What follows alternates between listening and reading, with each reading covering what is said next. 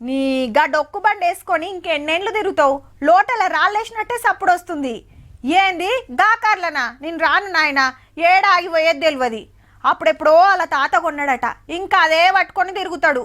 ఎప్పుడో అమాసకో పున్నానుకో తీస్తుంటావు, అదేమో చాలు కాదు గా తీసేసి ఇంకోటి తీసుకుంటే కాదా? ఇగో గిట్లుంటది ఆడాడా అయితే.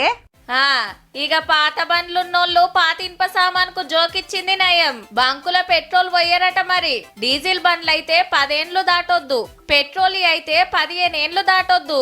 ఓ కొడుకో అని బండమ్మేతాను కురికేరు. మనకడగా తీన్రి ఢిల్లీలో తెచ్చిండ్రు గీ రూలు. వచ్చే నెల ఫస్ట్ కాంచెల్లే అమల్లో పెడతారట. గింత స్ట్రిక్ట్ రూల్ ఎందుకు తెచ్చిండ్రో తెలుసు కదా? ఆవ్ ఢిల్లీలో గాలి గలీజ్ అవుతున్నందుకే. టైం దాటిన బండ్లను రోడ్ల మీద తిప్పితే ఇంకింత తెరలైతదాయే. కొత్తవి కొంటే డిస్కౌంట్ ఇప్పిస్తదట సర్కారే. అయినా గివి డొక్కు బండ్లని ఎట్లా గుర్తుపడతారు అంటారా?